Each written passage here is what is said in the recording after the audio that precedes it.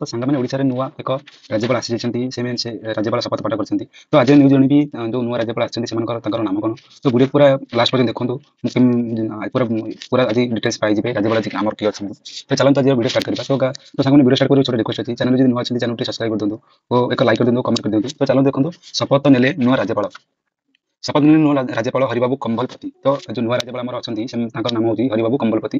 कंबलपति शपथ ग्रहण करेंगे पुरी जाई श्रीजी को दर्शन करते तो देखो सांगे ओडिशा नुआ राज्यपाल शुक्रवार दिन शपथ नेबे तो शुक्रवार दिन शपथ नेबे डॉक्टर हरिबाबू कंबलपति से डॉक्टर कंबलपति सपरिवार गुरुवार अपराह भुवनेश्वर विजु पट्टनायक अंतर्जातीय विमान में पहुंची और सेठ मुख्यमंत्री मोर्चार माझी पुष्पगछ उत्तर देकर स्वागत करते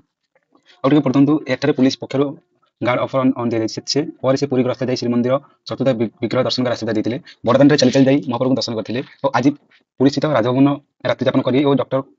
कंबलपति भुवनेश्वर से राज्यपाल शपथ ग्रहण करी सूचना मिली शपथ उत्सव समारोह भुवनेश्वर राजभवन में अभिवेश हल को प्रस्तुत कराई शुक्रवार 10:15 डॉक्टर कंबलपति नुआ राज्यपाल शपथ ने हाइकोर्टर मुख्य विचारपति चक्रधर शरण सिंह शपथ कराइबे तो जो हाइकोर्ट मुख्य विचारपति अच्छे चक्रधर सिंह से शपथ कराइबे ओडिशा राज्यपाल पदवी रघुवर दास इस्तीफा देवा केंद्र सरकार डॉक्टर कंबलपति नुआ राज्यपाल भाव नियुक्ति देते 21 बयस डॉक्टर कंबलपति पूर्व मिजोराम राज्यपाल थे और जन इंजीनियर और शिक्षक भाव से बेस परिचित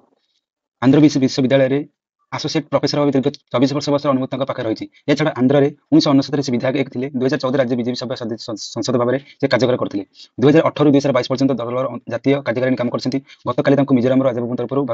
विदाय संबर्धना प्रदान कराइला आज से विमान मंदिर देखा मिली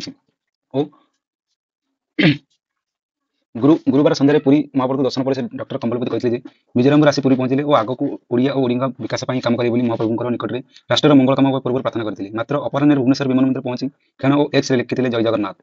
जो ईश्वर और शक्ति भक्ति एकत्र भाव आत्मा को प्रेरित कर और सही पवित्र भूमि ओडिया पाद रखा प्रतिज्ञा कर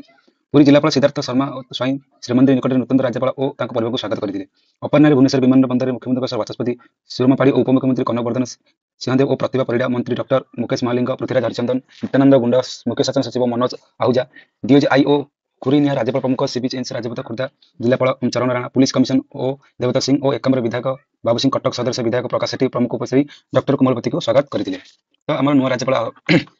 होती डॉक्टर हरिबाबू कंबलपति तो से नुआ शपथ पाठ कर ओडिशा राज्यपाल हे तो सांगने आज न्यूज जी न्यूज़टा पसंद आसा लाइक कर दिखाँ और चैनल आप नुआ सब्सक्राइब कर आज रही जय जगन्नाथ।